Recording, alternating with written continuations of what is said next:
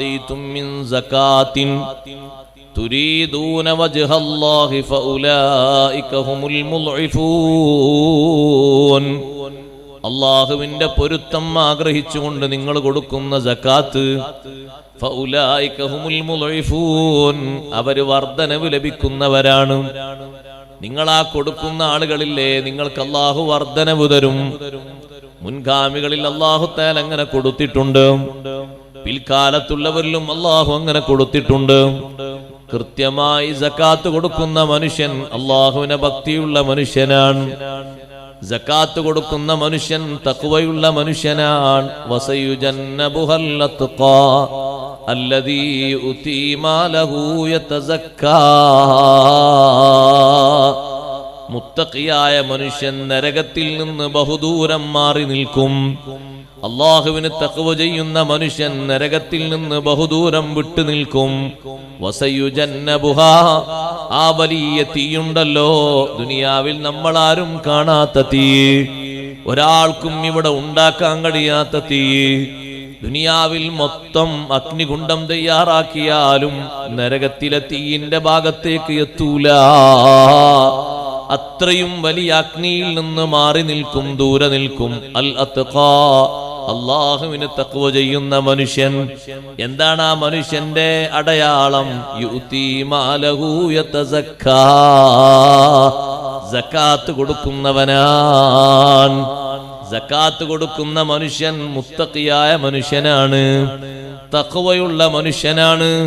അല്ലാഹുവിനെ പേടിച്ച് സൂക്ഷിച്ച് അനുസരിക്കുന്നത് കൊണ്ടാണ് ആ സകാത്ത് കൊടുക്കുന്നത്. എന്റെ സമ്പത്ത് എന്ന് പറയാൻ എനിക്ക് സമ്പത്തില്ല, നിങ്ങൾക്കും സമ്പത്തില്ല. എന്റെ ശരീരമെന്ന് പറയാൻ എനിക്ക് ശരീരമില്ല, നിങ്ങൾക്കും ശരീരമില്ല. തന്നവൻ അല്ലാഹുവാണ്. സമ്പത്ത് തന്നിട്ടുണ്ടോ? അല്ലാഹു തന്നതാണ്. ശരീരം തന്നിട്ടുണ്ടോ? അല്ലാഹു നൽകിയതാണ്. ആരോഗ്യം തന്നിട്ടുണ്ടോ? അല്ലാഹു നൽകിയതാണ്.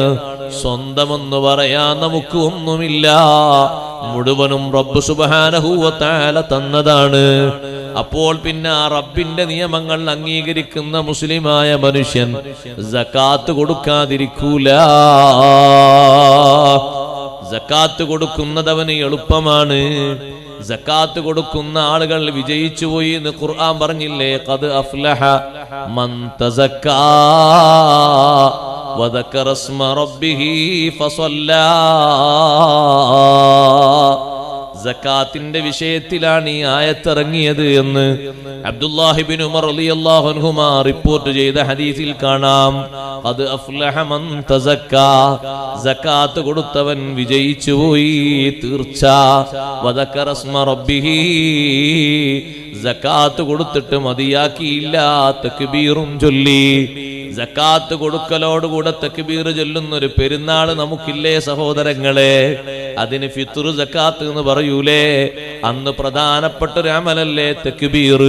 അതാണ് വദക്കറ സ്മ റബ്ബിഹി, റബ്ബിന്റെ നാമം അങ്ങനെ മൊഴിഞ്ഞു, ഉറക്കെ പറഞ്ഞു.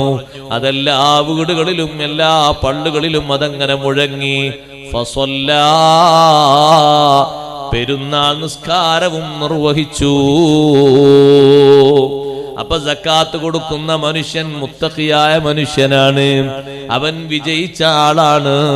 അതേ സമയത്ത് സകാത്ത് കൊടുക്കാത്തവനോ നാളെ ആഖിറത്തിലെത്തുന്ന സമയത്ത് സകാത്ത് കൊടുക്കാത്ത മനുഷ്യന്മാരുടെ സ്വത്ത് അവരെ മുന്നിൽ കൊണ്ടുവന്നിട്ട് അല്ലാഹു തആല യൗമ യുഹ്മാ അലൈഹാ ഫീ നാരി ജഹന്നമ ഫതുക്വാ ബിഹാ ജിബാഹുഹും വജുനൂബുഹും വളുഹൂറുഹും. ആ സകാത്തിനെ തീയാക്കി അല്ലാഹു മാറ്റുന്നു. കൊടുക്കേണ്ട സകാത്ത് ഒട്ടകത്തിൻ്റെതാണെങ്കിൽ ഒരൊട്ടകത്തിന്റെ വലുപ്പത്തിൽ തീയാക്കി മാറ്റുന്നു. സമ്പത്തിൻ്റെതാണെങ്കിൽ സമ്പത്തിന്റെ രൂപത്തിൽ അതിനെ തീയാക്കി മാറ്റുന്നു. നെല്ലിന്റെ സകാത്താണെങ്കിൽ നെല്ലിന്റെ രൂപത്തിൽ അതിനെ തീയാക്കി മാറ്റുന്നു. കൊടുക്കേണ്ട സകാത്ത് ഏതാണോ, കൊടുക്കാത്തത് ഏതാണോ, അതിനെ തീയാക്കി മാറ്റിയിട്ട്